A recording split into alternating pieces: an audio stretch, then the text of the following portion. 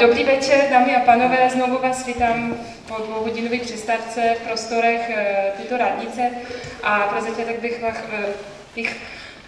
začátek bych vám ráda představila našeho dnešního hosta, kterým je slovenský politik, dramatik, prozaik, diplomat a je dokonce básník, pan Jozef Banaš. Dobrý večer. Dobrý večer. Môžem hovoriť po slovensky, není problém, že rozumiete, lebo už sa mi tak zdá, že tá mladšia generácia, česká aj slovenská, že tak nejak vzájomne sa už, myslím, jazykov veľmi nerozumieme, ale ja som hrozne potešený, že som nedávno asi pred pol rokom čítal nejaký prieskum verejnej mienky, bol robený aj v Českej republike, aj v Slovenskej republike a bola tam otázka, že ktorý národ vám je najbližší. A Česi povedali, že Slováci a Slováci povedali, že Česi. Ja si myslím, že to je také prirodzené, že ja mám dve dcery a tá staršia žije v Dolných Břežanoch. Vie niekto, kde sú Dolní Břežany? To je pri Prahe, odtiaľto smerom na Prahu je to asi 100 kilometrov. A mám vnúčku, ktorá sa volá Natali. A to je taký zvláštny kompromis, pretože môj zať je Pavel, Pražák jak repa z Vinohrad, čo už sa dá robiť. No a teraz Slovenka Mária, no a Natali, po česky je Natalie, po slovensky je Natalia, tak urobili kompromis, že je Natali. A rozpráva tá mala neskutočne zvláštne, lebo mama s ňou hovorí po slovensky, otec po česky. A keď sme tam, tak ona mi tak rozpráva česko, slovensky, je to hrozne roztomilé. No, dámy a priatelia, ja neviem, ako mám oslovovať priateľky, to je také hlúpe trošku. No, pani kolegyňa ma už tak uviedla trochu, ja som prešiel v živote všeličím a za tých čias socializmu, o ktorom by sme mohli trošku v úvode hádam pohovoriť, lebo zajtra je také zaujímavé výročie. Vieme, aké je zajtra výročie? No, dajme ruku hore, niekto to už povedal. Nech sa páči. 68. rok, 21. srpen alebo august. No, to je tá kniha, ktorá už bola spomenutá, teda vyšla aj v češtine Zóna nadšení. Pán Milan hovorí, že je dobrá. To je dosť také autobiografické, ale vyšla tá kniha, teraz vyjde o mesiac v polštine. Náhodou z Polska tu nie je nikto. Ne. Bude sa volať Štrefa entuziazma a vyšlo to v Láni v Nemecku a volá sa to po nemecky Jubelzone. Je tu niekto z Nemecka? Není. Ja? Sie kommen aus Deutschland. Wo kommen Sie her? Aus Hoyerswerda. Das ist 60 Kilometer von Dresden. Ich weiß genau, ich war da ein paar Mal. Meine ganze Geschichte beschreibe ich in diesem Buch. Übrigens habe ich vor einer Woche einen Brief von der Bundeskanzlerin Merkel bekommen. Sie hat sich bedankt für dieses Buch. Je vie niekto, čo som teraz povedal? Čo som povedal? No? Dobrá, potlesk, dobrá je. No tak to sa musím, nikto ma nechváli, musím sa sám pochváliť, no. Tá knižka bola v roku 2000, tá knižka vyšla, mám tam aj slovenskú verziu, tá knižka vyšla 20. augusta alebo srpna 2008 v Bratislave pri príležitosti 40. výročia tých udalostí. Vie mi niekto povedať, o čo tam išlo v tom roku 1968? Prepáčte, tak som sa spýtal, vy ste väčšinou z gymnázií, alebo z akých škôl ste tu, aby som mal takú predstavu? Českou okolí je tady pre studenty vysokých škôl, aspoň podľa našej ankety. OK, dobre. Čiže také humanitárne školy, alebo žurnalistiku, ako študujete? Alebo chceli by ste? Nič horšieho ste si nemohli vybrať, už len politiku. Dobre. Tak spýtam sa vás takto, to bude teraz, robím vám také zaujímavé testy, posledne som to robil vo Velehrade, ani to není tak ďaleko odtiaľto. Prosím vás pekne, no, skúsme si tak povedať, že kto je podľa vás asi tak, že najlepší hokejista na svete. Dajte nejaké meno. Ja si to tiež myslím. A teraz ďalšia otázka. No ideme ďalej. Kto vie, aké číslo dresu má Jágr? 68, postavte sa, veľmi dobre. Vy v tom zelenom. A viete, prečo ho má? Vie niekto, kto má, prečo má Jágr 68? To ste vedeli, alebo ste sa teraz tak dovtipili? Senzačné. A teraz ale prémiová otázka. Kto vie, aké má iniciálky Jágr na prilbe? Nevieme. Tak počúvajte, ja vám to poviem. Prečo mám na príľbe AD a na adrese 68? Babička mi veľa rozprávala o roku 1968, o tom, čo pre ňu znamenal, aj o pánu Dubčekovi, ktorého si veľmi vážila. Ja som si zase veľmi vážil babičku a veril som jej. Preto Dubčekové iniciálky a preto ten rok. Tak teraz si predstavte, že jeden z najlepších hokejistov na svete, ktorého ja mám veľmi rada aj ľudský, mne je Jágr veľmi sympatický. To musím povedať vždy, teda na Slovensku, lebo chodím veľa po Slovensku a to sa vždycky tak nejako dokážem rozčertiť, keď poviem slovenským študentom, že počúvajte, tak najlepší hokejista na svete, Čech, má 68, Dubčekové iniciálky a vy neviete, kto bol Dubček. Žiaľ, dokonca sa mi stalo, to sa musím povedať v Prahe, keď som sa pýtal jednej mladej dámy, prosím, máte niečo o Dubčekovi? Ona sa tak pozrela na mňa a hovorí, to je ako od slova čekovať? Vy chcete ako, proste, tak už som tak spozornil. Ale ja zase si nemyslím, že to je nejaká chyba vás. Je to skôr chyba nás a pedagógov, najmä pedagógov, že to nevedia tieto naše dejiny a myslím si, že v tom sme v Čechách a na Slovensku veľmi podobní, nevedia nejak mladým ľuďom pútavo priblížiť. Nech sa páči. Při té příležitosti se chci zeptat, co říkáte třeba na bratři Mašíny v této chvíli. Když už mluvíte o té historii, a teď se to zrovna v televizi zdůrazňovalo, že je chyba té historie, co se učí na školách.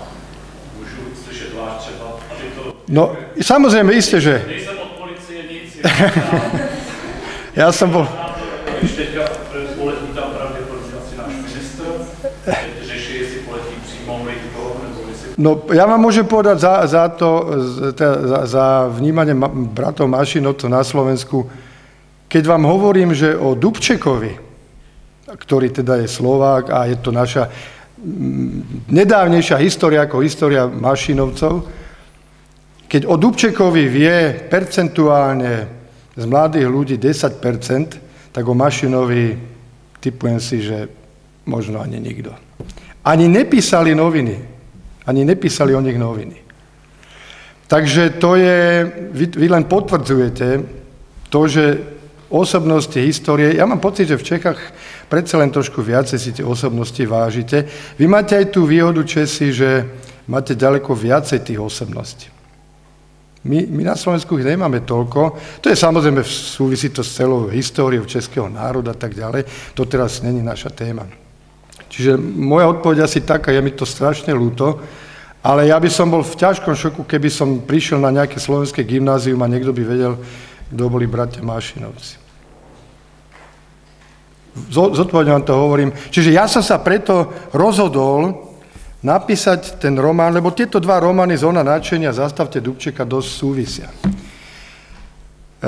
Keď som v roku 90, vy ste spomínali, že som bol v diplomácii, no tak to zase vám musím povedať, že čo novinári popísali o mne slovenský nezmysly, lebo za socialistických čias som bol tzv. Platonický diplomat. Inak, kto má nejaké otázky, kľudne mi môžete skákať a môžeme debatovať.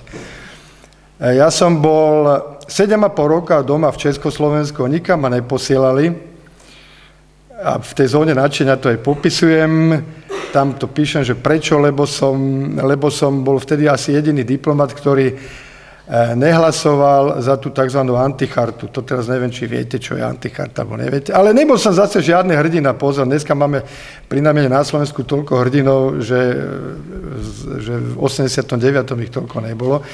Ja som sa proste hodil na marotku. Nejak som nemal som chuť za to hlasovať. A to bolo ale dostatočný dôvod, aby sa do mojich kádrových, to boli, neviem, jak sa to teraz volá, personálne materiály, dostala taká poznámka, že nevhodný pre nesocialistickú cudzinu. Tak ma po 7,5 roku pustili do Nemeckej demokratickej republiky. Kto vie, čo to bola Nemecká demokratická republika? Vieme. To bola jedna z 5 krajín, kde sme mohli vtedy občania Československa bez tzv. Výjazdnej doložky, čiže s pasom, my sme vtedy mali pasy, ale to bolo vlastne na srandu, pretože pokiaľ ste nemali výjazdnú doložku, tak ste nemohli ísť na západ. Ale s týmto pasom sme mohli ísť do Poľska, Ender, Maďarska, Rumunska a Bulharska, ani nie do Sovietskeho zväzu. No a po novembri 89 som sa stal, čiže už po revolúcii, som sa stal československým vyslancom v Rakúsku. Čiže ja som na západe za socializmu ako diplomat nebol ani 5 minút, ale slovenskí novinári, tí, čo ma nemali radi, tí písali, len sa tak prášilo, že Banás za socializmu chodil ako diplomat po svete, zarábal veľké peniaze. To len vám hovorím ako budúcim novinárom. Pekné na tom bolo, že som bol ešte jediný diplomat na svete, ktorý chodil na Trabante. Vie niekto, čo bol Trabant? Usmievate sa. To som skutočne bol jediný diplomat, okrem tých NDR-áckých, lebo napríklad, keď boli NDR-áckí diplomati tu v Prahe, tak chodili na Trabantoch, ale ja hovorím o tých, čo neboli občania Nemeckej demokratickej republiky. No, ale keď som v tom roku 90 bol ako československý vyslanec v Rakúsku, tak som šiel na takú krátku dovolenku na ostrov Itaka, do Grécka. Čím je známy ten ostrov Itaka? To už máme takú hodinu otázok a odpovede. Neviete? No? Už to niekto povedal. Odysseus sa tam údajne teda narodil správne. Potlesk, dobrá je, kurník šopa. No toto málo kto vie. No, a prišiel som na tom ostrove Itaka, som si požičal bicykel, teda kolo a chodil som po tom ostrove, to je taká lávová vyvrelina, prišiel som tam hore do kopcov a tam sedel na také lúke chlapík, starý taký dedo a pásol kozy a tí starí Gréci boli väčšinou, alebo mnohí z nich námorníci, čiže vedeli celkom dobre po anglicky a on sa ma pýta, where do you come from? Odkiaľ prichádzate? A ja som povedal, Čekoslovákia. A jemu sa takto rozžiarili oči a povedal jediné slovo, Dubček. Predstavte si, že tento starý pastier kôz v Grécku na západnutom ostrove vedel, kto bol Dubček. A ja teraz chodím po Slovensku a pýtam sa detí, prepáčte mi, že teda hovorím o Slovensku, tak mám viac skúseností samozrejme, ale obávam sa, že tu by to bolo plus minus to isté. A nevedia. Tak som si povedal, pokúsi sa to zmeniť a napísal som teda román. To je prvý román, čiže príbeh o Alexandrovi Dubčekovi.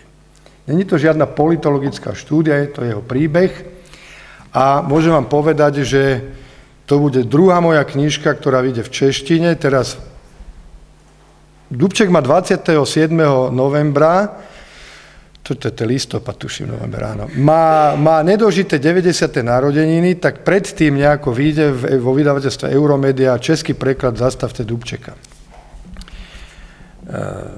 Bol som asi pred mesiacom v Kodani, tam bolo také kolokvium s témou osobnosti, ktoré pomáhali búrať železnú oponu a usporiadateľ Vyšegrádska štvorka a bol tam za Českú republiku pán Tomáš Vrba, český chartista a profesor Americkej univerzity v Prahe.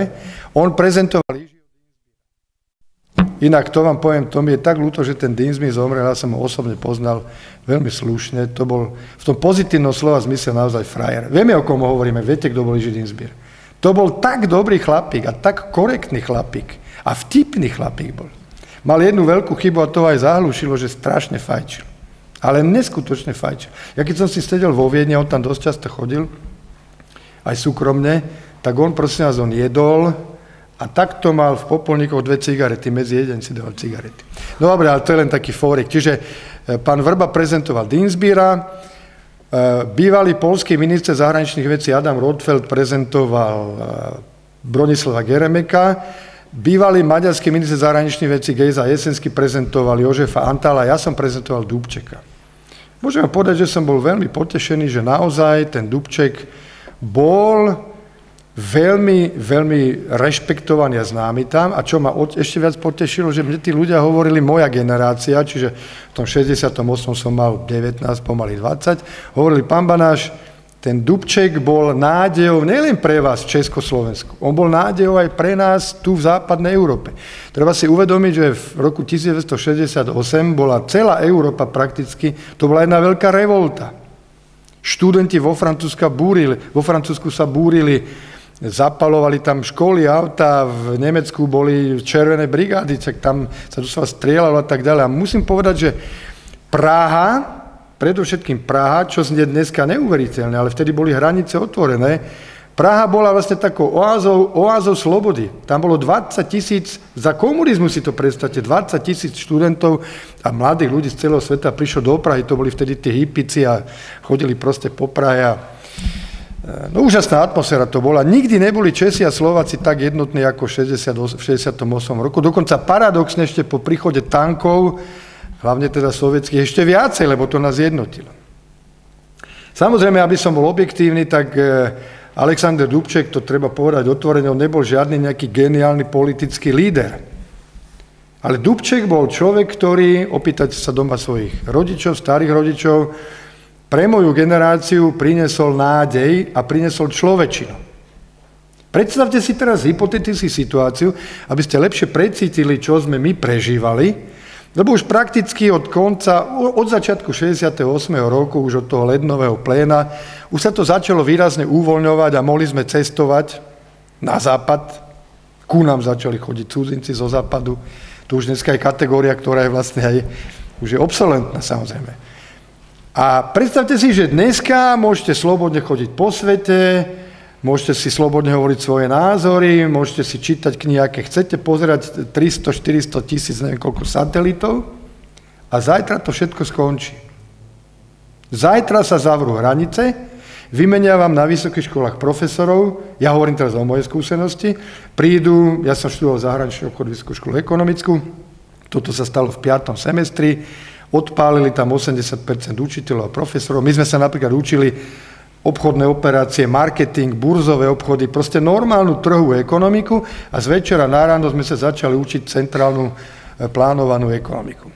Čiže skúste si to len tak nejak precítiť, že od zajtra už si nebudete môcť len tak povedať, čo si myslíte, nebudete môcť plánovať, že pôjdeme na dovolenku s našim, ja neviem, do Chorvátska, alebo aj do Jugoslávie sa dostať bol veľký problém. Čiže ja vám len chcem ilustrovať, že my sme zažívali, ja keď som vyrastal v Československu, pozor, aj tá kniha, však keď ste to čítali, tá Zóna nadšenia, to není kniha písaná nejak čierno-bielo. Ja teda neuznávam nejak tie knihy, ktoré sú dneska veľmi v móde, aj v Česku, aj na Slovensku, že za to socializmu bolo všetko len čierne a bolo zlé a tak ďalej. Ja som bol hrozne šťastný, keď to celé padlo, pretože ja som človek slobody, osobnej slobody. Preto som aj urobil, alebo zakladal liberálnu stranu.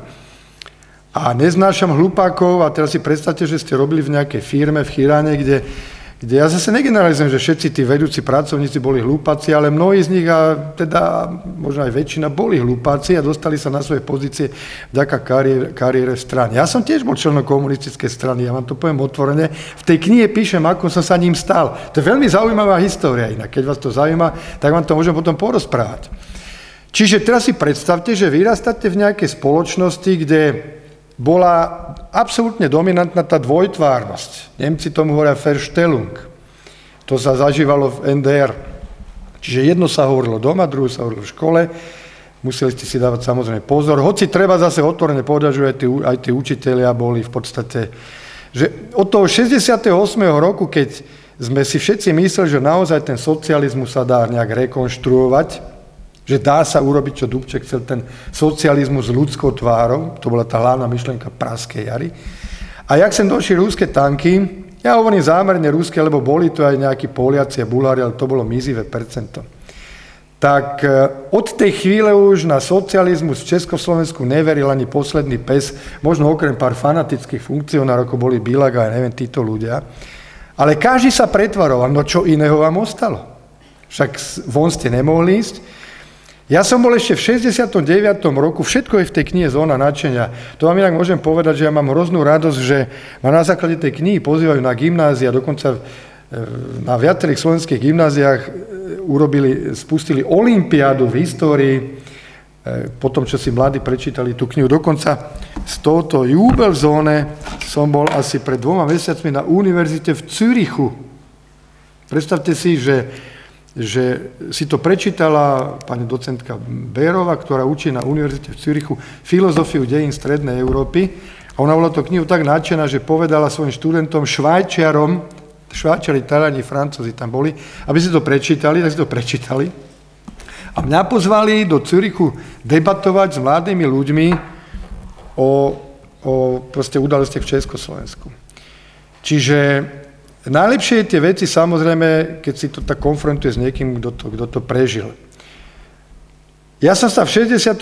roku, ešte tá hranica bola stále otvorená. Predstavte si, ja som sa dostal domov v podstate nejakých pár týždňov predtým, než sa definitívne zavrel. Ja som bol mesiac v západnom Nemecku, som hrával volejbal vtedy za Slovan Bratislava, boli sme tam na takom zájazde a potom sa partie vrátili domov. Niektorí tam ostali, ja som ostal u jedného môjho kamaráta, u toho Thomasa Angermana, tak vznikla celá tá kniha. A 9. srpna 69 som sa vracal do Československa. Ešte ma prehovárali, aby som tam ostal, lebo vtedy som hral ten volejbal naozaj dobre a Nemci vtedy volejbal nevadili hrať a Československom sme boli majstri sveta niekoľkonásobní. Ale ani som nemal ani frajerku som nemal vtedy takú vážnu známosť. Dal som si hovoril, prečo by som ja mal ostávať vonku, lebo všetky noviny československé písali, že sovietské vojska sú tu len dočasne, a že sa rokuje o ich stiahnutí a tak ďalej. Tak som si hovoril, že pôjdu domov a nejak to, lebo tie noviny boli ešte stále, hoci už Dubček nebol, už bol Husák, prvý tajomník komunistickej strany, lebo treba aj to povedať, že vlastne vtedy bol prvý tajomník komunistickej strany viac ako prezident alebo ako predseda vlády. No a ja som sa vrátil 9. augusta domov, 11. som išiel na Spišský hrad, na takú brigádu, tam som sa zoznámil 11. augusta s mojou vterajšou manželkou. Takže malo to istú výhodu. Ale predstavte si, že musíte riešiť dilemu. Veľa ľudí tam ostávalo. Tam boli 2 chlapci z Prahy, si pamätám, v tom manšafte, kde som aj ja bol. A teraz ste riešili dilemu. Už to bolo tak cítiť, že tá hranica otvorená už dlho nebude. To tak bolo cítiť, ale viete, zlú správu si nikto nechce pripustiť. Čiže riešili ste dilemu, že ostanete za hranicami, ostanete na západe a už nikdy sa nebudete môcť vrátiť do Československa, lebo takto to bolo. A vaši rodinní príslušníci a všetci budú mať vážne problémy doma. Alebo sa vrátite a už nikdy sa nedostanete na západ. Viete si to predstaviť? Lebo takto to generálne bolo postavené. Pretože tá hranica sa zavrela, myslím, v septembri 69, už bolo treba zase už to bolo sprísnené a potom nejakým zákonom, marec alebo apríl 70. roku sa definitívne, čiže železná opona, sa zase zatiahla. Tak si predstavte, že stojíte pred dilemou, čo robiť. To fakt nebolo jednoduché. Čiže ja som sa vrátil. No. Niektorí ostali, každý to riešil proste ako mu to vtedy pripadalo najzaujímavejšie. No k tej samotnej noci, včera som robil veľký rozhovor pre tlačovú agentúru Slovenskej republiky, sa ma pýtala tá reaktorka, že ako ja som prežíval tú noc z 20. na 21. augusta 68. To bolo dosť dramatické, ale myslím si, že však nehovorím nejaké mimoriadne veci, to moja generácia sme všetci zažívali v tých veľkých mestách, však tie zábery poznáte z Prahy, spred rozhlasu na Vinohradoch, čo sa tam dialo a v Bratislave na námestí SMP. Ale poviem teraz, jak tí Rusi prišli. A čo ešte vám poviem, čo vám málo kto povie, v tejto knihe je to napísané. Ja som prvý autor, dokonca si myslím, že v Českej, teda čo vyšlo v Česku a na Slovensku určite, ktorý popísal tú inváziu aj z pohľadu vtedajšieho sovietského vojaka. Lebo to, čo sme si mysleli my, Česi a Slováci, keď došli tie tanky, no tak to takže mu bolo jasné. Ale ja som stále chcel vedieť, čo si tí vojaci mysleli v tých tankoch, ktorí boli zavretí. To boli väčšinou 18-19 roční mladí chlapci. Tak sa mi podarilo na Ukrajine stretnúť jedného, mi ho kamaráti tak nejak dohodili. On bol radista mal 19 rokov, volal sa Ivan Ivanovič Pauk, to je jeho reálne meno, a on mi hovoril, 20. augusta nás nechali, to bol ten prikarpatský vojenský okruh, čiže vlastne do Československa išli tie divízie, ktoré boli už pripravené na hranici ako sovietské, a potom aj tie, čo boli v Maďarsku, tie, čo boli v Nemeckej demokratickej republike, teda sovietské a poľské nejaké. 20. augusta o 9:30 ich nechali nastúpiť všetkých a povedal im veliteľ divízie, je to tu aj to jeho meno presne, súdruhovia, zajtra ideme na pomoc bratskému československému ľudu, pretože do Československa nastúpili americké a západonemecké vojska NATO. Treba povedať, že Československo bola jediná krajina tzv. Varšavskej zmluvy. Vieme, čo bola Varšavská zmluva? Či to bol vojenský pakt socialistických štátov. To bola jediná krajina, ktorá hraničila priamo s nejakou krajinou NATO a u nás neboli dislokované sovietské vojska. U nás neboli. To zase treba povedať k úcte ešte aj starého súdruha Gottwalda, ale objektívne aj k úcti Novotného, že ešte Stalin tlačil na Gottwalda a Brežnev tlačil na Novotného, aby povolil nejakým divíziám sovietským prísť do Československa, ale oni to ustali, nedovolili to. Čiže ja hovorím, a to som aj včera v tom rozhovore povedal, že Rusi by sem prišli, aj keby nebola praská jara, celý Dubček a socializmus ľudskou tvárou. Vtedy bola veľmi napätá situácia medzi východom a západom, bol bipolárny svet.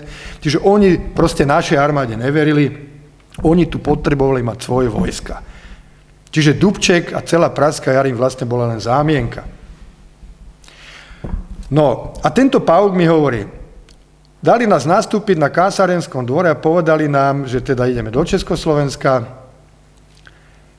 A povedal ten generál, kto si myslí, že to nie je správny krok, nech urobí 2 kroky dopredu. Samozrejme, že nikto žiadny krok dopredu neurobil, ale on mi hovoril úprimne, ten Ivan Jozef. Môj otec oslobodzoval Československo.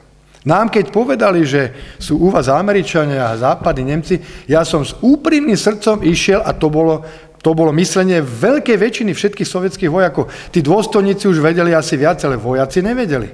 Ja som bol pripravený položiť za vás život. A ja som mu to veril. A hovorí, dali nám rozkaz tzv. Chalodné orужие, čiže studená zbraň, to znamená, že my sme mali nabité samopaly, ale mohli sme ich použiť len vtedy, keď na nás niekto zaútočil. A to si predstav, my sme išli, lebo radisti sú vždy v tej prvej línii, ktorí navezujú spojenie. Čiže my sme vyrazili prvý. Ráno okolo 3. sme dorazili k Michalovciam, však to bolo teplo, bol august, a tam okolo nejakej osady náraz začali do nás nejakí 15-roční chlapci hádzať kamene. Ako na naše džípy. No hovorí, a teraz, no hovorí, veď si to predstav, my sme boli v strehu, my sme prekročili vašu hranicu a čakali sme, že kde je nepriateľ. Samozrejme, žiadny nepriateľ nebol. Tam začali chlapci na nás hádzať kamene. Tak my sme si hovorili, však nebudeme strieľať do 15-ročných chlapcov. A aj nás po niektorých trafili, ale však nemôžeš zabíjať len tak. Tak si predstavte, že mi hovorí, že prišli sme do Liptovského Mikuláša, to už bolo niekedy, ja neviem, okolo 10. 11. Hovorí, strašne som musel čúrať. A tam nás privítali, tam boli masy ľudí, všetci do nás zázali kamene, nadávali nám, hovorí, my sme boli v šoku, lebo my sme si mysleli, že nás budú vítať kyticami, že sme vám prišli pomáhať. Tam sme začali chápať, že nás obmanuli, oklamali. A hovorí, musel som ísť čúrať, ale ja som sa bál vyliesť z toho džipu, lebo strieľať som do tých ľudí predsa nemohol, ani som nechcel. A prišli v tej chvíli naše tanky, teda sovietské, tak tí ľudia sa samozrejme rozprchli, tak ja som vybehol do Krikov, tam som sa vyčural, vrátil som sa a na džipe už bolo napísané, že Ivan, idi domov, Ivan, chod domov. Si hovorím, Kriste, ty už aj vedeli, ako ja sa volám. Ale to sme tak univerzálne, však bola pesnička Biež domov, Ivane, ne? To sme všetci spievali. Však my sme všetky sme hovorili, že Ivan. No čiže takéto príbehy ja som pochopil, že teda naozaj tých obyčajných sovietských vojakov ťažko oklamali. Zažil som, no potom prišli tie tanky, že v Bratislave, nechcem hovoriť moc detaily, v Bratislave na námestí SMP, tie tanky, ja som býval nedaleko dnešného námestia Slobody, čiže tam mali taký hlavný stan. A na námestí SMP stáli jeden vedľa druhého, však to vo všetkých československých mestách bolo to isté. A tie prvé dni, tí sovietskí vojaci, oni boli dezorientovaní, oni vyliezali von z tých tankov a poprvé, si predstavte, že oni nevedeli, kde sú, mnohí, boli špinaví, zarastení, hladní, smední, vtedy sme si tak pofajčievali, teraz sa dívate na tých ľudí, to boli strašné situácie pre nás, že to boli vlastne naši okupanti, ale to boli naši rovesníci. Teraz on ta prosí, že daj mi nápiť, lebo som smedný. Predstavte si, že oni boli zavretí v tých pancierových tankoch, to bol august, tam bolo peklo v tých tankoch. Tak oni tam nakoniec ani tí veli, ale oni mali pokyn, že nesmú z toho ísť von, ale tam sa nedalo vydržať. By sa to boli doslova upiekli, tak aj tí velitelia vyšli von. Tak my sme vlastným okupantom dávali cigarety a mlieko a vodu, lebo naraz vám ich bolo ľúto. V zápäti sme im strkali na námestí SM, boli také mačacie hlavy, to sú také kamene z takého žltého, také žulové, to je strašne pevné. A to sme im strkali do pásov na tankoch. Samozrejme to neroztrhlo ten pás, ale ten tank nemohol ísť ďalej. No tak, a takéto veci sme robili. Tam bola situácia neskutočná, asi 3. alebo 4. deň, a oni sa s nami bavili, tí vojaci. My sme všetci vedeli po rusky, však aj keby sme nevedeli, tak tá slovenčina, ruština, to sa dá rozumieť. Oni pochopili, že ich všetkých proste sprosto oklamali. Čiže ich morálka už bola úplne na padrť. Tam nebola žiadna morálka, zistili, že žiadny nepriateľ tu není, nikto proti nim nebojoval. No a na ten 3. alebo 4. deň tú scénu nikdy nezabudnem. Zrejme dostali cez vysielačky nejaké pokyny, lebo vystrčil sa z hore z korby jeden z tých veliteľov a začal kričať na tých vojakov, že okamžite, asi veliteľ Čaty, to sú 3 tanky, že okamžite do tankov. Ale oni na to kašľali, oni už boli demoralizovaní. Pochopili, oni už tomu, samozrejme, viete si to predstaviť, že oni idú v dobrej viele položiť životy za bratov Čechov a Slovákov a zistia, že celé to bol odrb, prepáčte. No ale on na nich reval do tanku. Nechceli ísť, tak nameril na jedného a povedal, počítam do 3. Tam bol absolútne ticho. Počítal 1, 2, 3. Ten vojak sa ani nepohol a ten veliteľ v tom zúfalstve sa strčil do tanku a zabuchol za sebou ten príklad. Lebo aj ten veliteľ cítil, že celé je to proste. Takže to sú len také nejaké moje prežitky z toho 68. roku. No potom čo, tak 20 rokov tu boli. Žili sme v tom systéme, viete, to tak žijete, keď ste mladí, ste zamilovaní, sú situácie, kedy sa tešíte, sú situácie, kedy ste smutní, tak každý sa nejak prispôsobil, to obdobie tej tzv. Normalizácie. No, tak sme sa snažili aj v tej šlamastike si hľadať tie krásne, tie príjemné veci, no pretože tam nikoho ani vo sne nenapadlo, že to raz padne. My sme žili s tým, že ten socializmus to už je ako náveky. Však, ja vám poviem, keď som ja v Bratislave, z Bratislavy, keď sa pozráte z hradu, tak na druhej strane už vidíte Rakúsko. Keď ste boli na Bratislavskom hrade Dunaj, tam ešte Kúštičok je Slovensko, ale potom už Rakúsko bežne vidíte, tam keď zoberiete ďaleko, tak pozeráte do Bergu a do rakúskych dedín a dívate sa na tých roľníkov, jak tam žijú. Si predstavte, že ja som vyrastal, keď sme s rodičmi chodili hore na hrad, s tým pocitom, že to je krajina. Rakúsko, vo vzťahu k Rakúsku som mal taký istý pocit, jak keby som mal ísť na mesiac. Proste som vedel, že to je krajina, kde sa ja nikdy nedostanem. Skúste si to predstaviť. Sme išli raz, všetko je v tej knižke. Všetko je v tej knižke, čo teraz vám rozprávam. Tak si môžete aj prečítať. Išli sme raz, môj priateľ došiel, bol učiteľ a išli sme na Devín. A Devín, z Bratislavy do Devína, to vlastne idete pri Dunaji a tam už je vlastne hraničné pásmo. Čiže tam boli stále ostatné drôty a strážne veže. To v Prahe a tuto vo vnútrzemí sa tak neprežívalo, nepreciťovalo. My sme žili doslova na tých drôtoch. Tak, ako to bolo v Berlíne alebo východné a západné Nemecko. A teraz ideme popri tej ceste, lebo tady sa dalo chodiť normálne, ako na Devín, ale 5 metrov od tej cesty už bol ostratý drôt, varovné tieto, že štátna hranica, a tam boli tie strážne veže. Čiže to bol normálny koncentrák, len bol rámcovaný v celom socialistickom tábore. A ten chlapec sa pýta, teda ten môj priateľ, ten učiteľ mal syna so sebou, mal nejakých 6-7 rokov ten chlapček, a pýta sa toho otca, že otco, čo sú tie veže tam, že to na čo je? Na otec ako učiteľ hovorí, no to sú veže, kde sú naši vojaci a oni nás strážia. Ja hovorím, že strážia nás pred zlými vojakmi, alebo tak nejak mu to vysvetlil. Že pred zlými, a on mu ten chlapec, a kde sú tí zlí vojaci? No, že tam, na tej druhej strane. A ten chlapec sa tak díva, hovorí otcovi, a prečo sú obrátení smerom ku nám? A v tejto malej epizóde máte celú našu situáciu vysvetlenú. Oni nás strážili. Takže keď prišiel Alexander Dubček a otvoril hranice, tak viete si predstaviť, čo to bola za eufória. Dubček, to bol človek, ktorý, toto je titulná strana obálky, to ani dneska politici nedokážu. Tento pán tu hore, to je Dubček. Keď prišiel k moci, mal 47 rokov. K moci, no tak to nebolo, to sa nedá na komunistický systém. Keď sa stal prvým tajomník komunistickej strany. Mal 47 rokov a toto je záber z kúpaliska Santovka, lebo Dubček mal také heslo, že ja som nikomu nič zlého nespravil a nepotrebujem žiadnych bodyguardov. On chodil bez ochránky.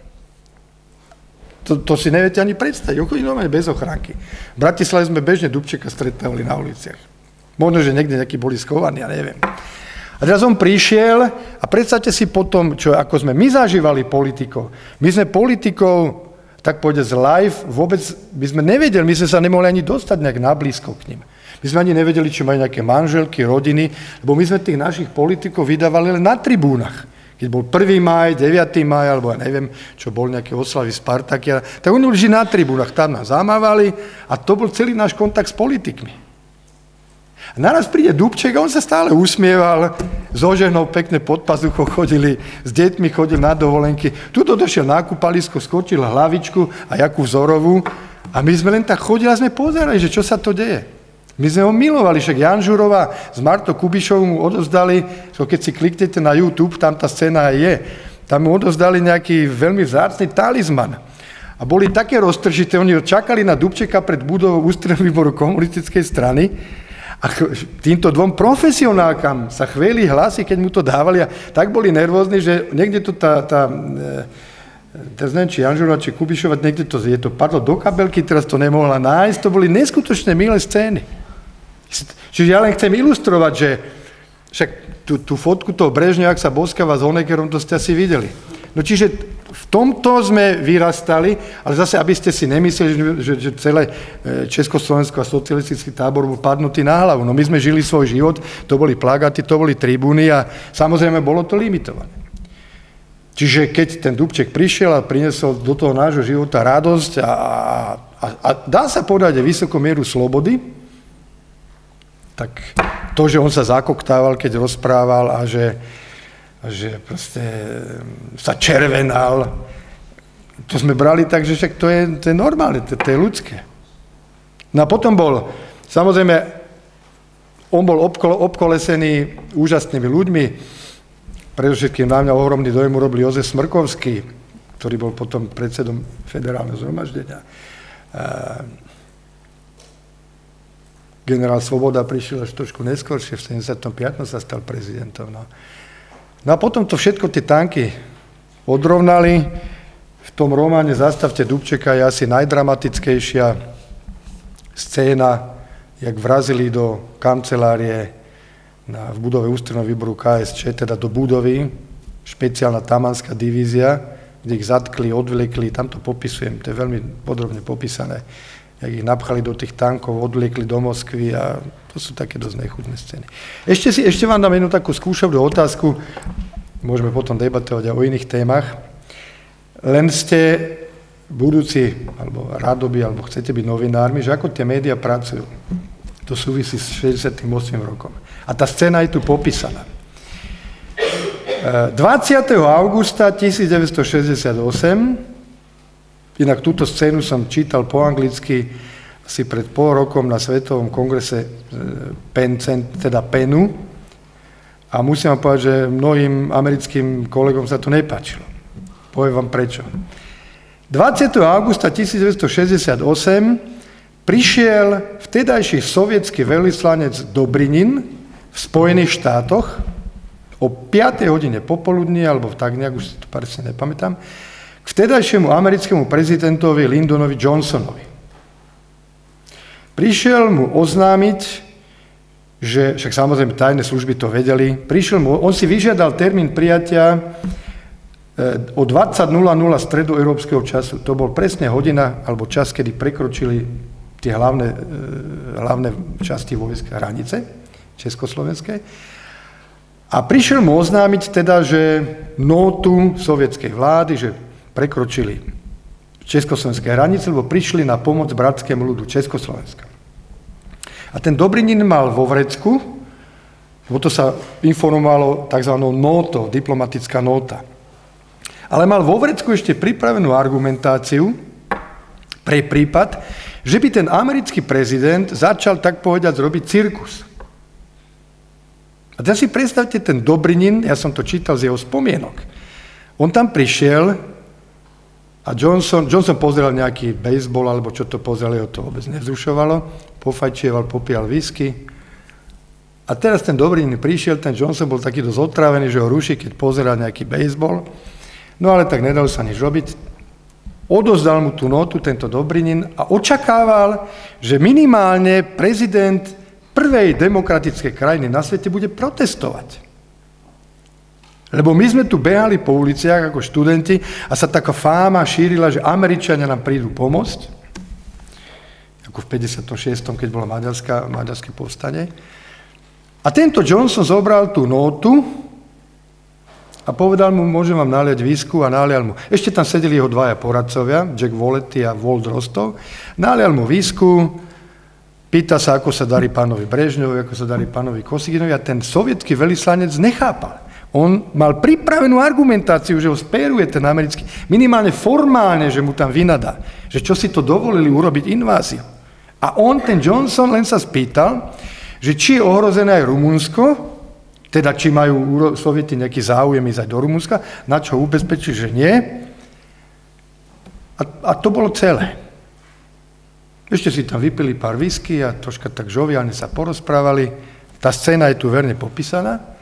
A keď odišiel ten Dobrynin, tak Johnson zavolal svojich poradcov, nalial všetkým poriadne whisky a povedal: priatelia, nič lepšieho nám, Spojeným štátom, tá Moskva nemohla spraviť, ako že nastúpili do Československa, lebo zajtrajším dňom končia na titulných stranách svetových médií naše problémy vo Vietname.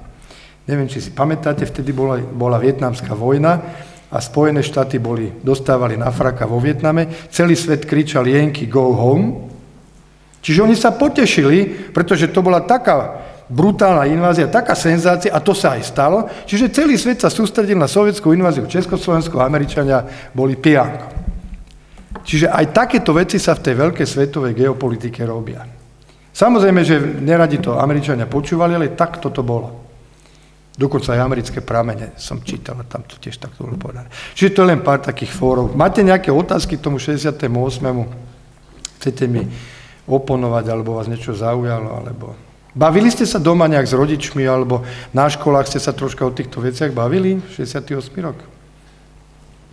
Ani veľmi nie. Nie, že ja vám to nevyčítam. Nech sa páči, mladý. Je možné, že Vasil Bilák ještě do dneska nebyl odsouzen za zvací dopis. Toto je dobré. Ten Vasil Bilák, lebo ten zvací dopis je aj v tejto knižke presne citovaný. Aj tých 5 podpisov tam je, lebo podpísalo, myslím, aj teda Kolder, Indra, Kapek, Bilák a neviem, kto bol ten 5. Jeden z nich dokonca, myslím, že Kapek spáchal samovraždu. Ale všetko je to tam popísané.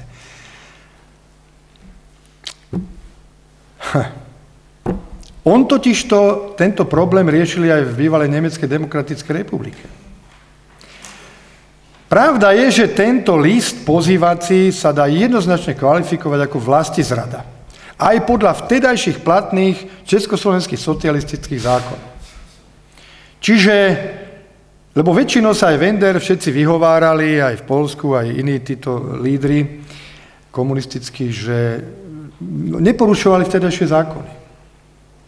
Nakoniec aj to museli v Nemeckej demokratickej republike, a v podstate tiež nikto nebol odsúdený, boli symbolicky kvôli nejakým, ja neviem, prečinom, však tam na Berlínskom múre, inak sme si pripomenuli teraz 50. výročie pred týždňom postavenia Berlínskeho múru, tak tam môžete odsúdiť len toho veliteľa, alebo toho, kde máte dôkaz, že dal rozkaz na to, aby sa strieľal. No, čiže na vašu otázku ja s vami súhlasím, možno, že v tom bolo niečo umané, ten Bilak, ten má neviem koľko, 92 rokov má asi. Ale ja s vami súhlasím v tom, že mali sa, to aj Milan Kňažko dokonca povedal, a s tým sa dá súhlasiť, že čo už s tým narobíte, ale mali sa minimálne symbolicky tí ľudia odsúdiť a treba ich po nejakom čase dať im prezidenta milosť, lebo čo, ale tento akt odsúdenia tu podľa mňa mal byť. Lenže to je tak, že koho súdiť, viete? Lebo teraz odkiaľ ja som vám tu povedal korektne o tom, že aj ja som bol členom komunistickej strany. Stal som sa ním veľmi, poviem, ako som sa ním stal. To je mimoriadne zaujímavé a takto sa to robilo. Nebol som nejaký mladý, ja som stal 27 rokov som mal, čiže to bolo žiadne veľké presvedčenie. Proste nemal som kde bývať, už som bol 7 rokov ženatý, nemali sme kde bývať, preto som aj odišiel z Bratislavy do Piešťan, kde nám slúbili podnikový byt. Vtedy dávali tzv. Podnikové byty, ale ešte ten byt nebol dostávaný a zatiaľ som býval s manželkou, ktorá bola v 4. mesiaci tehotenstva, s prvou dcérou sme bývali na takej robotníckej ubytovni na Starej Turej. To je také malé mestečko hore na Kopaniciach, tu smerom k Morave. A ja som bol taký dosť kritický. Prišiel za mnou predseda stranickej organizácie a hovorí mi, no, boli by sme veľmi radi, keby si ty aj svojou manželkou, keby ste vstúpili do strany, lebo ste takí mladí, progresívni a dynamickí súdruhovia. Teraz si hovorím, nikdy som nad tým neuvažoval. Teraz si hovorím doma žene, počúvaj, oslovil ma predseda strany, že by sme mali ísť obidvaja. To bola tá finta, že obidvaja do strany. Tak si predstavte, že nemáte kde bývať, ten byt má ten predseda strany v rukách. Žena je v 4. mesiaci tehotenstva a teraz, keď sa obidvaja odmietli, tak to je demonštrácia jasná. Neverte tým, ktorí vám dneska rozprávajú tie nezmysly, že mňa oslovili, aby som vstúpil do strany, ja som hrdinsky odmietol. To dneska rozprával, ale vtedy to určite nepovedal. A najmä, keď boli dvaja oslovení. Tak žena hovorí, no tak čo, tak ja som teda vstúpil. To je celé. Potom som sa tam dostal aj tak do sporu s tým predsedom a tá história je celá v tej knihe popísaná. Čiže ja sa teraz pýtam na vašu otázku, tak koho budeme súdiť? Platí princíp kolektívnej viny? A dá sa povedať, že za socializmu všetko, čo sa robilo pod vedením komunistickej strany, bolo len zlé? Teraz, keby tu boli nejakí starší pravicohovorení, ľudia by mi budú tvrdo oponovať. Lebo nemôžete hovoriť o socializme len o 50. rokoch, keď sa popravovalo, keď sa kráglovalo. Lebo socializmus boli aj roky 80. Chodím po Slovensku veľmi veľa, neviem, ako je to v Čechách, ale nebudem si myslím ďaleko od pravdy. Tu vám zodpovedne hovorím, že som nestretol na Slovensku jedno gymnázium, jednu strednú školu, jednu základnú školu, jednu knižnicu, jedno kino, jeden dom kultúry, ktorý by bol postavený po revolúcii. Všetko bolo postavené komunistami za starého režimu. Keby neboli komunisti stavali školy a ja neviem, domy kultúry, tak dneska ani neexistujú knižnice, pomaly je to rozpadnuté, lebo od 89. roku na Slovensku sa nepostavilo nič. A ešte aj to, čo bolo, sa rozkradlo a zničilo. Prosím vás pekne, ja som posledný, ktorý bude obhajovať komunistický režim. Ja len hovorím pravdu. Preto ma mnohí nemajú radi, a hovoria mi, ty si nejaký obhajca komunistov. Vôbec nie som, ja som obhajca pravdy. Opýtajte sa doma rodičov, koľko sa postavilo, niektorí ste tu z dedín. Na Slovensku takmer na každej dedine je nejaký dom kultúry. Samozrejme, že ten obsah už bol ideologicky limitovaný, že ste nemohli, ja neviem, hrať Sartra, čo ja viem. Ale proste to, čo nebolo ideologicky nejak problémové, tak sa mohlo dávať. Čiže ja sa teraz pýtam, platí princíp kolektívnej viny? Viete, to je veľmi ťažko. Ale súhlasím s vami, v tom máte pravdu, že minimálne nejaký akt aspoň morálneho odsúdenia sa mal urobiť. Mne teraz vyjde na Slovensku 18. októbra nový román, bude sa volať Sezóna potkanov, s podtitulom Časy sa menia, potkany nie. Potkany to je krysy. Krysy? Alebo aj vy hovoríte potkany? Nie. Tak, sorry. Čiže tam toto všetko popisujem. Tam to popisujem a hlavná myšlienka tej knihy je, podstate tá, ktorú mi povedal Willy Brandt. Vie niekto, kto bol Willy Brandt? Kollege aus der Bundesrepublik. Wer war Willy Brandt? Sehr gut. Für SPD, ja. Er war meiner Meinung nach einer der größten Politiker des vorigen Jahrhunderts. Willy Brandt bol podľa môjho názoru jeden z najväčších politikov minulého storočia v európskych. Sociálny demokrat. Vďaka Alexandrovi Dubčekovi som mal možnosť stretnúť Willyho Brandta vo Viedni a dosť zlostne zotrvať v rozhovore. A to je vlastne otázka, pán kolega, na vašu otázku. Teda odpoveď na vašu otázku. Čo s tým Bilakom? Ja som sa Willyho Brandta okrem iného, som mu položil otázku, ako ste sa vy vyrovnávali s minulosťou po vojne? V istom zmysle tá situácia bola dosť podobná, pretože aj v Nemecku prakticky všetci boli v NSDAP. A on mi hovorí, chceli sme robiť všelijaké hrubé čiary a tak, ale tak zase tam bol Norimberský proces, čiže to bol medzinárodný tribunál, takže tam tí nacistickí pohlávari boli odsúdení samozrejme. Ale to bol medzinárodný, to nebol nemecký tribunál. Ale viete, čo mi ten Willy Brandt povedal? Geniálnu myšlienku. Prečítam vám ju a tá myšlienka je hlavným motom románu Zóna nadšenia. Minulosť každého poznáte podľa toho, ako sa chová dnes.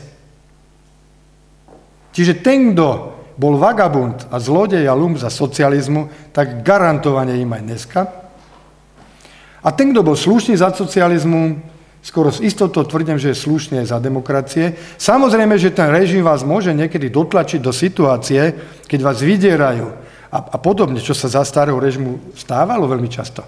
Že urobíte niečo, čo je proti vášmu svedomiu. Ale za normálne situácie sa tie charaktery ľudí nemenia. Čiže vice versa, opačne tvrdím, to som rozprával na Slovensku mnohým mladým novinárom, že tí z vás, čo tu najviacej vykrikujú a tí z vás, čo najviacej súdia, čo majú 25 rokov, prepáčte, ale hovorím to úprimne od srdca.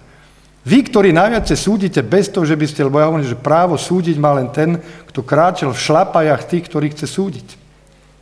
Tak vy by ste určite boli za starého režimu najburlivejší, najangažovanejší socialistickí novinári, len by sa tak prášilo. Lebo to je vždycky o povahe. Chcete vynikať, chcete byť prvý. Takže asi takto. Takže pamätajte si tú vetu, minulosť každého poznáte podľa toho, ako sa správa dneska. Platí to 100%. Preto aj ten môj nový román Sezóna potkanov s tým, že časy sa menia, ale potkany ostávajú. A tam budem aj o týchto veciach hovoriť. Už teraz na Slovensku mnohí majú z tohoto románu, z tejto knihy, už sa niečo z toho uverejňovalo, dosť také stvrknuté žalúdky, lebo ja som tam siahol, poviem otvorene, siahol som do hereckého prostredia, pretože najúsmevnejšie sú herci vždycky. Hovorím to tu na pôde Českej republiky, veľmi plne si vedomý toho, že čo hovorím, lebo až na výnimky, samozrejme, a to treba povedať, že v Českej republike ten dissent predsa tu nafungoval, kdežto na Slovensku dissent nebol vlastne žiadny. To treba otvorene povedať. Ale dneska máte na Slovensku disidentov viac ako partizánov za SMP. Lebo čím sme ďalej od 89. tým viacej hrdinov, samozrejme. Ja im hovorím tzv. Oneskorení hrdinovia.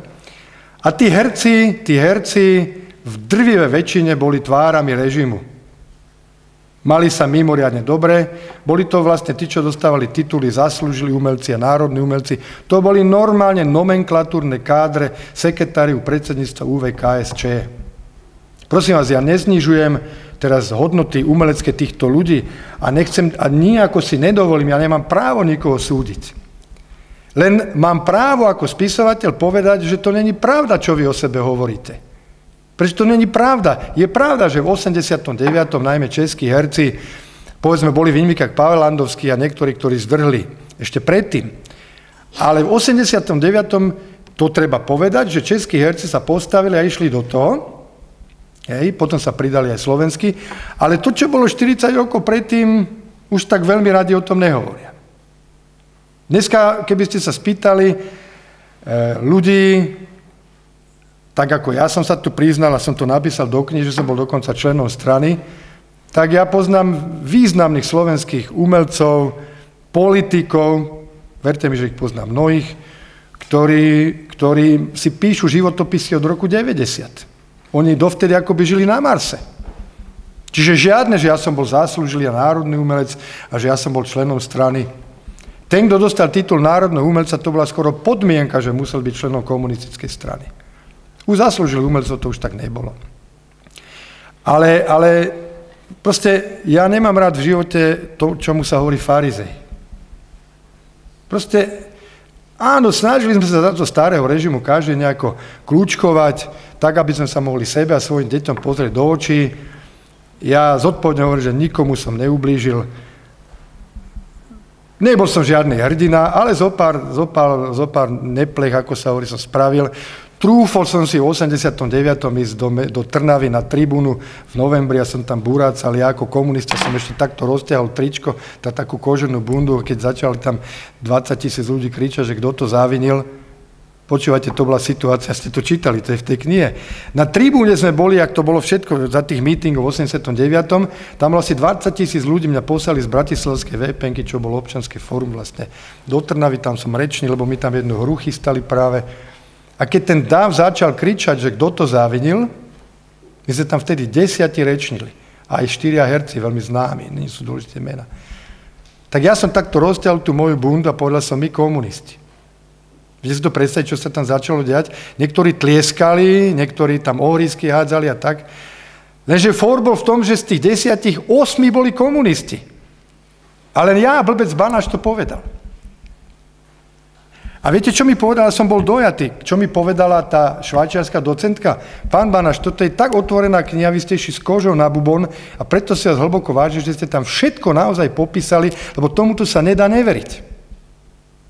Pretože poznám slovenský, neviem, ako je to v Čechách, ale možno, že podobne, hoci v Čechách bol ten disent neporovnateľný, sa nedalo porovnať, neporovnateľne silnejší ako na Slovensku.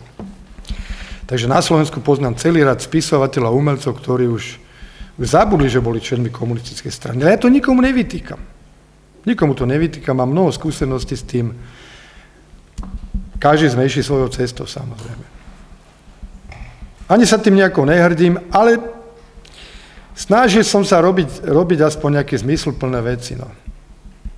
A keď sa nedalo, tak som držal hubu, tak som aspoň nesúhlasil. No. Ale som sa hodil na marotku. Ja by som sa chcela opýtať vlastne na váš názor o smrti Alexandra Dubčeka alebo prípadne o vražde, alebo aký máte vy na to názor? Ja osobne som presvedčený, že ho zavraždili, že ho chceli zavraždiť. Ale nemáte na to dôkazy, či to nemôžete písať. Ale ja tam rozoberám v mojej knihe Zastavte Dubčeka jednu verziu, o ktorej mi aj odborníci povedali, že takáto verzia ich ešte ani nenapadla. Viete, Alexander Dubček mal autohaváriu 1. septembra 1992 tu na nedaleko pri Humpolci. Mal najbezpečnejšie BMW, ktoré vtedy vôbec bolo, najbezpečnejší typ, lebo on bol podpredseda federálneho zhromaždenia, čiže ako ústavný činiteľ mal takéto auto. A vtedy sa veľmi špekulovalo, lebo najprv bola tá autonehoda, kde bol ťažko zranený na chrbtici, potom ho zvláštnym spôsobom neodviezli do Brna, kde bolo špeciálne traumatologické či aké pracovisko, ja sa v tom neveľmi vyznám, ale v tej knihe to je, ale odviezli ho do Prahy do nemocnice na Homolku, kde nemali žiadne špecializované pracovisko, ale napriek tomu, to mi rozprával bývalý prezident Kováč, že bol teda zopárkrát aj s prezidentom Havlom navštíviť Dubčeka a Dubček bol veľmi optimistický, treba povedať, že Dubček bol fyzicky veľmi státny chlap, on bol športovec, a že sa veľmi dobre zotavoval a bol ohromný optimista, už plánovali, čo bude ďalej, keď sa vylieči. No a potom ho operovali, tá operácia sa nejako dobabrala, išiel dole vodov a vlastne v novembri zomrel. Ale k tej autohavárii. Vtedy sa tak špekulovalo, že alebo ho zabili Česi, na Slovensku, samozrejme. Musíte si uvedomiť, že to boli také tie časy, keď tie nacionalistické kruhy na Slovensku hrali veľmi silnú táto partia okolo Slotu a títo šialenci, kompletný šialenec ten Slota. To je hanba slovenskej politiky, to vám tu hovorím zodpovedne, ja to hovorím a jemu som to povedal v televízii. Ale je to absolútny nezmysel, pretože Alexander Dubček bol silný bojovník za federáciu, za zotrvanie Československa. A Česi, pamätáme si, možno okrem Václava Klausa, ktorý už vtedy tak naznačoval, že by sa to malo nejak deliť v lete 92. Mečiar, už si to delili, Mečiar s Klausom, ale Dubček ten stále do poslednej chvíle bojoval za Československo. A Mečiar spočiatku tiež bojoval za Československo, ale keď zistil, že už to sa nedá udržať a lepšie je, keď dvaja kohúti hrabu, aj keď na menších pieskoch, ale na svojich, tak už potom bojoval za Slovensko. Ale najpravdepodobnejšia verzia je tá v mojej knižke, že za tým bola vtedajšia sovietská tajná služba. Ja vychádzam len z istých faktov, ktoré sú nesporné. V 90. roku ruský prezident Jelcin prezidentským dekretom zakázal komunistickú stranu Sovietskeho zväzu. Možno, že v nejakých nuansoch, nebudem presný, ale tá filozofia je tá zodpovedá. Zakázal komunistickú stranu Sovietskeho zväzu ako zločineckú organizáciu. Tiež pekný for, keď celý život bol v komunistickej strane. A mal byť súdny proces s predstaviteľmi, lebo to bola vtedy veľmi silná komunistická strana.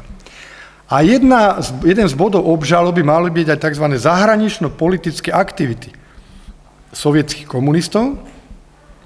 A tam boli samozrejme, že oni v 56. bola Maďarská revolúcia, ktorú potlačili, invázia do Afganistanu, v Poľsku bol výnimočný stav, československá invázia, čiže mali toho dosť na rováši. No a boli tam pozvaní viacerí svedkovia. Čo mne sa podarilo zistiť, s istotou viem, že boli pozvaní bývalý poľský predseda vlády Piotr Jaroševič, Alexander Dubček ako bývalý šéf československých komunistov a bývalý predseda komunistickej strany Afganistanu Nadžibullah. Teraz si predstavte tie zhody okolností. No a Dubček dlho premýšľal, že či tam pôjde svedčiť. Dokonca mu hovorili, že ani neblázni, to je dosť nebezpečné. To nebolo také jednoduché.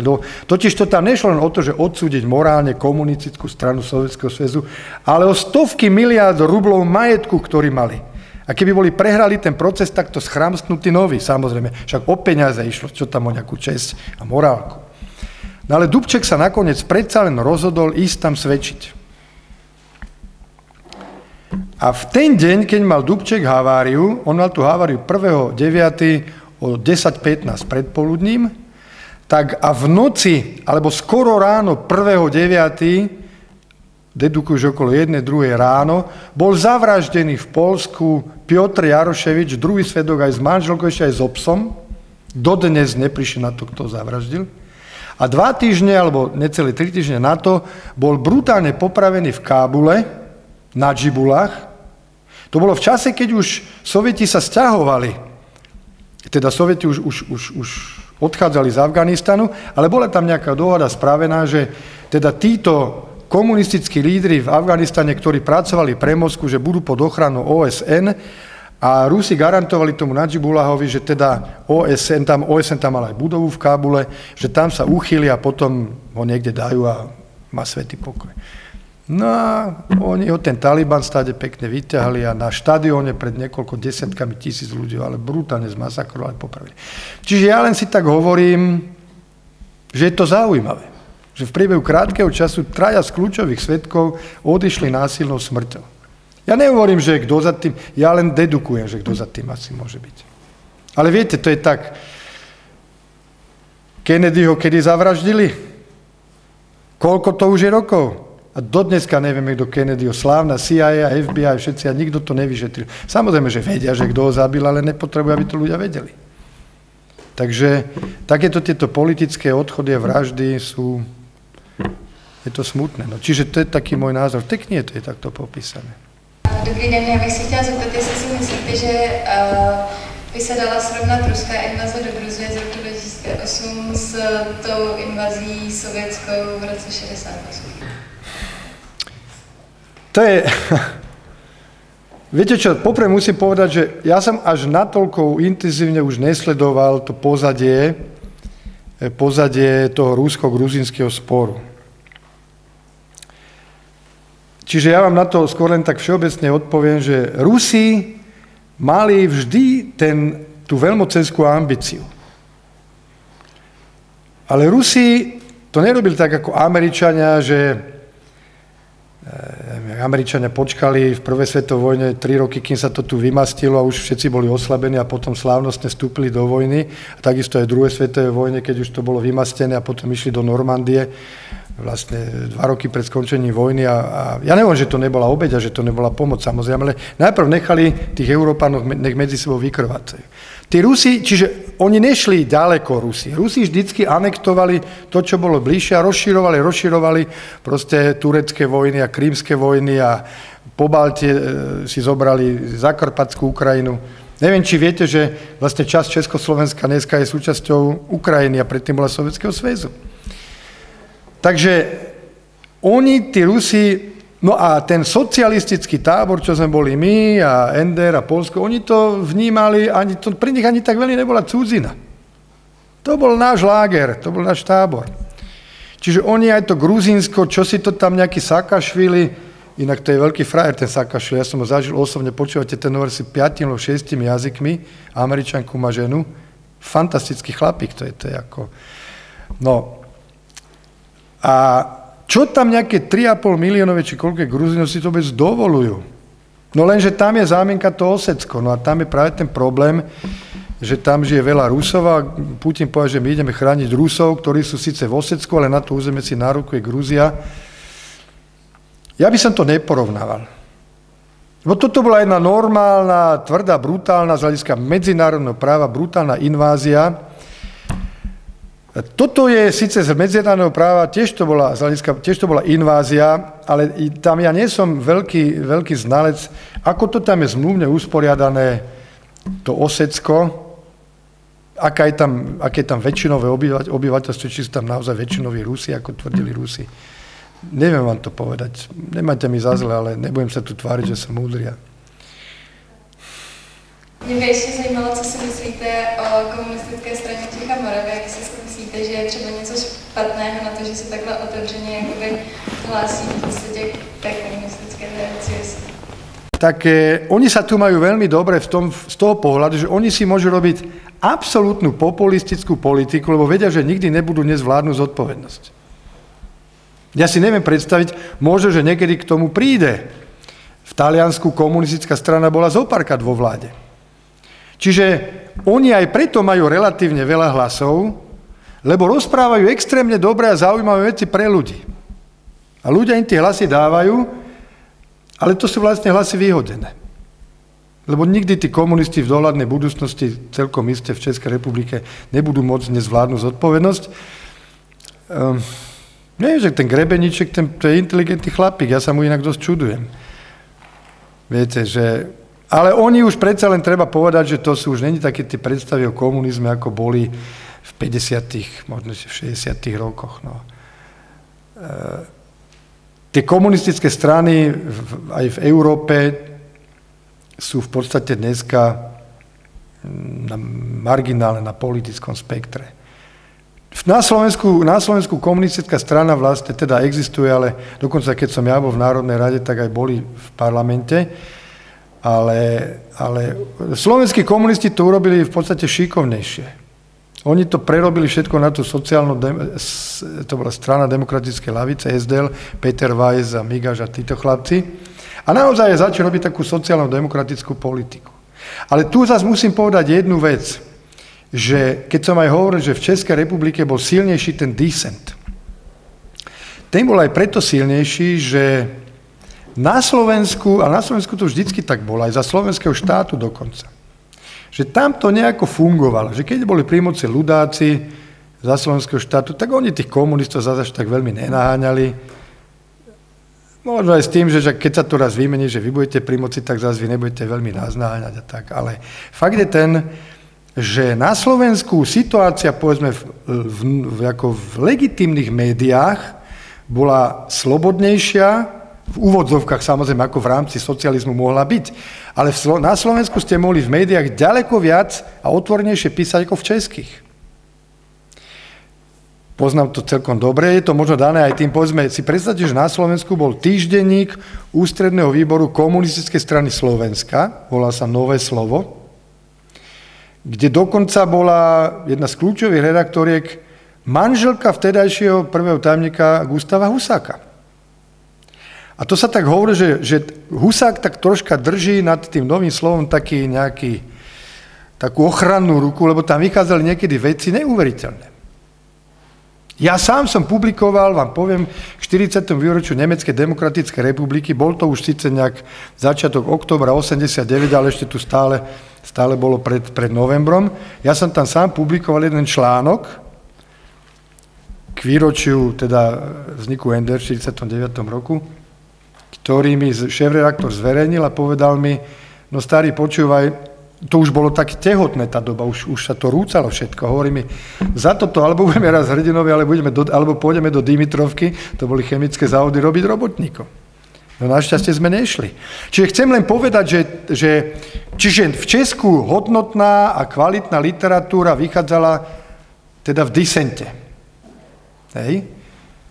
A na Slovensku aj preto možno ten disent nebol taký silný, lebo ešte predtým bol kultúrny život. V 63. roku to už začalo, keď sa Dubček stal prvým tajomníkom. Dubček sa stal prvým tajomníkom slovenských komunistov už v roku 1963. A slovenský kultúrny život to bola oáza progresívnych názorov. Českí literáti všetci boli šťastní, keď mohli publikovať v slovenskom kultúrnom živote. Potom sa to obratilo, samozrejme, to už prebrali, keď už Dubček prišiel k moci v Československu, tak už české listy a literárne noviny, či ak sa to všetko volalo, tak túto už išlo na plné pecky. Čiže to Slovensko bolo v tom koncom tých 60. rokoch tým, že tam Dubček už viedol komunistov, už bolo také slobodnejšie. Já bych si chtěla zeptat, vy jste ve své knize tak nám podle mě zmiňoval, jsem to četla už před nějakou dobou, že do politiky jít nechcete, protože aspoň jsem to tak necítila, že cítíte jako špinavou. Ale přesto v politice jste a chtěla bych se vás... Politike jde. No tak. Bol som 4 roky v Národnej rade, ale už som není od 2006 v politike. No dobře, možná nemám úplně aktuální údaje, ale ano. Chtěla jsem se zeptat, jestli věříte v existenci, v možnost existenci jako čistého cnostného politika dneska, demokratického, jakýhokoliv jiného. Jestli věříte vůbec v čistou politiku. Nie, nemôže byť v politike, nemôže byť človek, ktorý má čisté ruky. Viete čo, ja som išiel tiež s ideálmi do politiky, hovorím to zodpovedne. Nemôže tam prežiť. Má dve možnosti, keď sa tam dostane. Alebo teda pôjde svojou cestou a bude morálny a tým pádom ho oni z toho vytlačia, alebo sa prispôsobí. A z jakého dôvodu z toho došiel vy? Ani ja som nechcel, ani oni ma nechceli. Prečítam vám, ak dovolíte, na záver, to sú asi 3 minúty, lebo to je také povzbudivé pre mladých ľudí, je to z mojej knihy Idioti v politike. Inak tá knižka má, hlavné motto tej knižky je myšlienka bývalého amerického prezidenta Ronalda Reagana, taká dobrá, že mi je ľúto, že ja som ju nevymyslel. Politika je druhým najstarším remeslom na svete, ako veľmi sa na to prvé podobá. Čiže tu už máte čiastočnú odpoveď na vašu otázku. A prečítam vám, aby sme sa troška tak úsmevne, lebo toto je ťažká recesia, na Slovensku to je bestseller, ja neviem, 25 000 sa to už predalo. Je to kapitola, ja vynechám tie časti, čo sa týkajú Slovenska, lebo sú niektoré veľmi špecifické, je to kapitola o prezidentoch. Prezident, by si nemal, to je o slovenskom, to vás nezaujíma. Prezident by nemal oslovovať svojich hostiteľov nesprávnymi menami, ako sa to podarilo niekdajšiemu prezidentovi Nemecka Heinrichovi Lübkemu. Lübke bol prezident Nemecka západného po vojne. Počas návštevy Madagaskaru, vie niekto, ako sa volá hlavné mesto Madagaskaru? No, volá sa Tananarive. Ako sa to podarilo prezidentovi Lübkemu počas návštevy Madagaskaru, keď oslovil domáci prezidentský pár slovami: Vážený pán prezident, vážená pani Tananarive. Netušiac, že Tananarive je hlavné mesto Madagaskaru. V inej africkej krajine začal prezident Lübke svoj príhovor slovami: Dámy a páni, milí negri. Vyjadrenia, aby ste si nemysleli, že vy máte úžasného prezidenta, ktorý zberá pera. Vyjadrenia prezidenta Lübkeho vyvolávali svojho času v Nemecku také sálvy smiechu, že aj povojnová obnova Nemecka bola hneď veselšia. Bavorský rozhlas, inak to, čo vám teraz čítam, to je všetko pravda. Bavorský rozhlas vďaka nemu zrušil pravidelné vysielania humoristické relácie Bavorská strelecká spoločnosť s odôvodnením, že autori dostávali honoráre prakticky zadarmo, nemuseli nič vymýšľať, len citovali svojho prezidenta.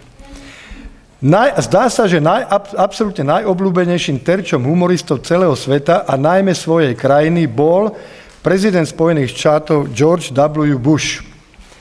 Viete, čo znamená George Walker Bush po anglicky? George je Juraj, Jiži, Walker, to walk, chodec a Bush je... Počúvajte, tak si predstavte, že by v Čechách niekto kandidoval na prezidenta, volal by sa Jiži Chodec Kšovi. Nemal by veľkú šancu asi, ale... Kým za prezidenta Clintona sa Američania obávali každého okamihu, keď prezident otvorí rásporok. Viete, čo je rásporok? To je to, čo keď muži idú čúrať, tak si to takým zipsom musia najprv otvoriť. Hej?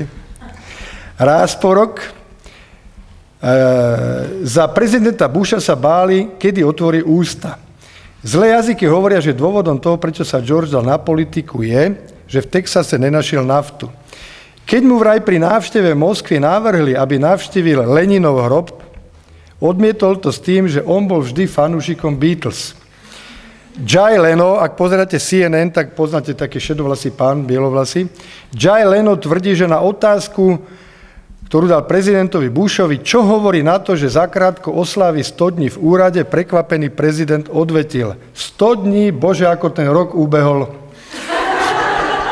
Pri preberaní, a teraz týmto končím a chcem vám teda poďakovať za pozornosť a zaželať vám to, čo prezident Bush. Pri preberaní čestného doktorátu Univerzity Yale sa Juraj Chodec Krík, po slovensky, Kšovi, prihovoril študentom slovami: tým najlepším chcem zablahoželať a tým najslabším odkazujem, každý z vás raz môže byť prezidentom. To sú autentické slova Georgea Busha. Takže moc sa netrápte, máte šancu byť prezident. Hej, dobré pivo tu máte. Jak se vám líbilo tady u nás na letní žurnalistické škole, co se organizovalo? Je to senzačná vec, že takéto niečo je, pokiaľ viem, na Slovensku nič takéhoto neexistuje. A je mi to veľmi sympatické, že mladí ľudia už v takomto veku vedia prejaviť to, čo by v živote chceli robiť, hoci veľmi im to nezávidím, pretože byť žurnalistom a novinárom nie je také jednoduché, najmä zachovať si s tým morálny kredit.